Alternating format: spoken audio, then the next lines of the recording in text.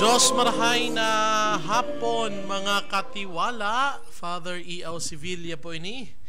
Ako po an sa inyong makakaibahan ngunyan na hapon na ini digdi sa satuyang programang Hello Fathers digdi sa Radyo Veritas Legazpi, no, radyo, TV, asin internet. Na, so, Diyos marahay na banggi po sa mga naghihinanyog sa satuya dyan sa manlain-lain na media platforms kan sa tuyang diocese, lalo-lalo na sa radyo, no, sa 10008. Marahay na hapon tabi sa indo. Salamat po sa inyong padagos na pagtiwala asin pagsuporta digdi sa satuyang programa sa Radyo Veritas Legazpi. Siring man po sa internet, sa Facebook Live, no, and then of course sa mga naghihiling kang TV, no, sa DCTV Channel 8. Salamat po sa inyong padagos na pagsubaybay asin pagsabay digdi sa muya mga programa sa Radyo Veritas Legazpi, lalong-lalo na po digdi sa Hello Fathers, no.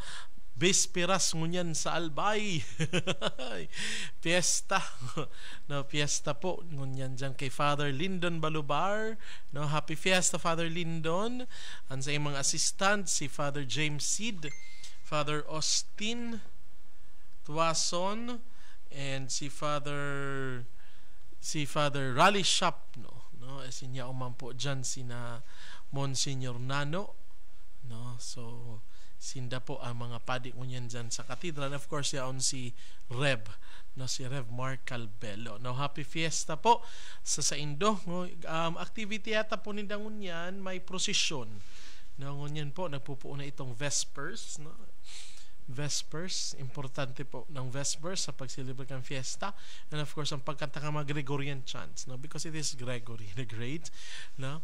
And after the mass igwaning prosesyon, no, so igo po ning prosesyon kan mga patron, kan mga parokan, kan mga barangay, and of course since it is the patronal feast of the patron saint of the parish, no, si Saint Gregory the Great, no, so ipoprosesyon po so dakula, no, pinakadakulang imahin kan Saint Gregory the Great, which was pinaataman, na it is under the care of the Boras family, no, dyan sa cathedral, no. So it was they are the caretakers, no, sinda ang tagapangataman kan imahin na iyan, no. So ngunya na taon it is placed as we are celebrating the jubilee of our diocese.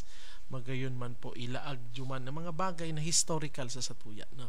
So yaon dyan, so processional image, na sinda po ang nangangataman kan processional image ni Saint Gregory the Great, no. So kasi po so image na dati yaon sa altar, nasa high altar, nasa museum na Pigagibo. No, so yan po, no. So happy fiesta. And then sa aga ang mamisa po sa fiesta kan San Gregorio si Bishop Louis Oxiano, ang bagong obispo kang ang bagong obispo because he was ordained last year, no, bagong obispo pa naman, no, but he is already 1 year as a bishop, no.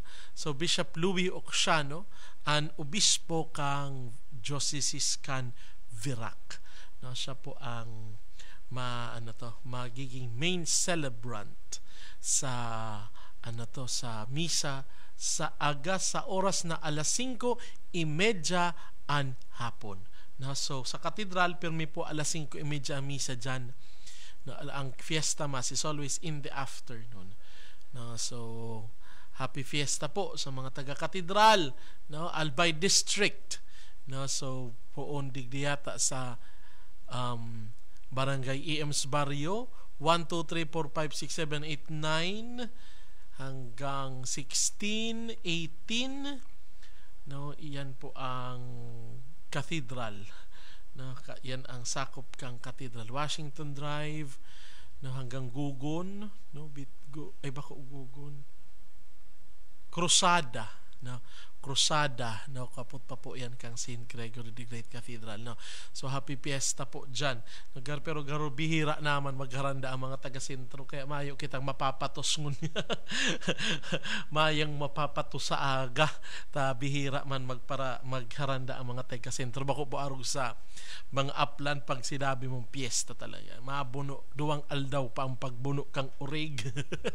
Pag bispiras, maluwas na ang dinuguan.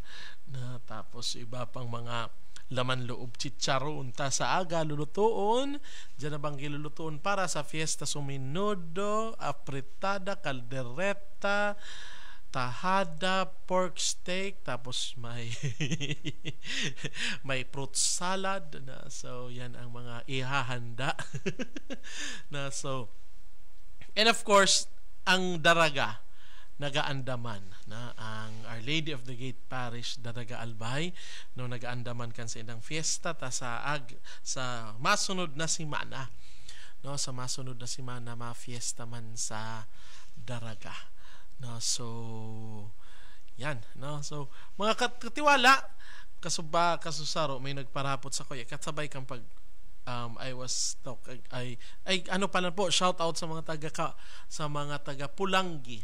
Nahali po ako dyan sa mga taga sa Pulangi kang Sunday na nagtapo ako ng lecture about the importance of popular devotions sa parish. No, so and then they have plans, no, so magayon po ito na integrate, no, integrated na sa parish life, and then may focus na sinda sa pinaka-importante po, no, as I was saying, in popular devotions, they are part of the church, no, they are part of the rich culture of liturgy, no, but it must not stop in popular devotions, no. But it must not stop in devotions only. But devotions should lead us to what is important. And what is this? The Eucharist. No? So mga katiwala, mabalik tabi kita pagkatapos ng ikapirang paisi.